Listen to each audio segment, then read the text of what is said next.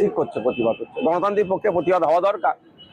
যখন ক্ষমতায় ছিলেন না, ক্ষমতায় আসার জন্য লক্ষ্মীর ভান্ডারের পরিবর্তে 3000 টাকা দিয়ে অন্নপূর্ণা যোজনা দেবো, আর ক্ষমতায় আসার পরে নিয়ম শিখে দেখাচ্ছেন। সরকারি চাকরি করলে তার বাড়িতে পাবে না, পাকা বাড়ি থাকলে নাকি পাবে না, এইসব গল্প করতে 12-13 পাতার ফর্ম দিয়ে মানুষকে পেরেশানি করা। আর এখন নতুন কি হলো, 10,000 টাকার বেশি ইনকাম করলে পাবে না। তারপরেও যারা সব ক্রাইটেরিয়ার মধ্যে আসছে, আন্ডার প্রসেস বলে তাদেরকে ঘুরানো হচ্ছে। গণতান্ত্রিক প্রক্রিয়ায় প্রতিবাদ জারি থাকবে। আমি আশা করব রাজ্য সরকারের কাছে, সম রাজ্যে যেভাবে আপনারা কমিটমেন্ট করেছিলেন যখন বিরোধী আসনে ছিলেন, রাজ্যের সমস্ত মহিলাদেরকে, যারা পুরুষ তাদেরকে বাদ দেওয়া হোক, তাদের বিরুদ্ধে আইনত ব্যবস্থা নেওয়া হোক। রাজ্যের সমস্ত মহিলাদেরকে অন্নপূর্ণা যোজনার আওতায় আনতে হবে। আর বলছে নাকি 1.5 কোটি মতো মহিলাকে দিয়েছে, আমি বিশ্বাস করছি না। আমি জানতে চাই বিধানসভা ভিত্তিক লিস্ট পাবলিশ করে দিক পাবলিক ডোমিনে, যে এই বিধানসভায় এত এত মানুষ পাচ্ছে, তাহলে 1.5 কোটির হিসাব হয়ে যাবে। 1.5 কোটি কি করে হবে? 1 কোটির তো টাকা রেখেছে।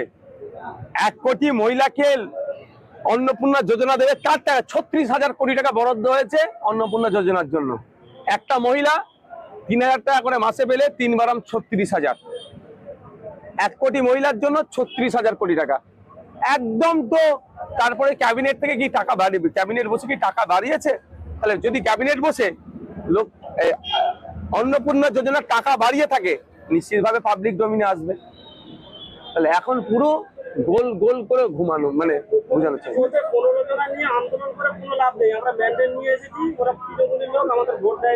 দেখুন, কে তৃণমূল, কে বিজেপি, কে আইএসএফ, সেটা বড় কথা নয়।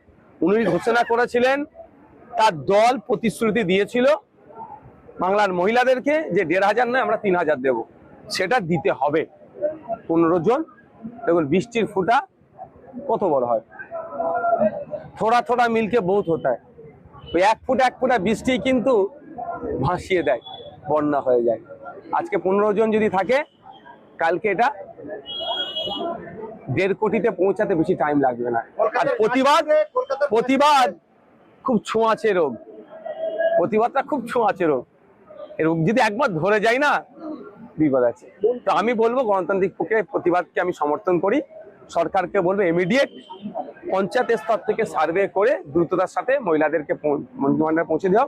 আর আমি খুব তাড়াতাড়ি ভাঙড় ব্লকে আসবো, বিডিও স্যারকে আমি ডেপুটেশন দেবো আমার উদ্যোগে, যে দ্রুততার সাথে ভাঙড়ের মহিলারা যারা লক্ষ্মীর ভান্ডার পেত, তাদেরকে আবার এই অন্নপূর্ণা ভান্ডার দেওয়া হোক। এইমাত্র খবর পাওয়া গেল শহরে আইএসএফ এর পার্টি অফিস ভেঙে পুড়িয়ে জ্বালিয়ে দেওয়া হয়েছে। দেখুন, আমার কাছে তো একটা খবরটা এসে পৌঁছায়নি, প্রথমত। দ্বিতীয়ত, আমার ওখানে নেতৃত্বরা আছে, নিশ্চিতভাবে সেটা দেখবেন, ছাড়ের কোনো জায়গা না।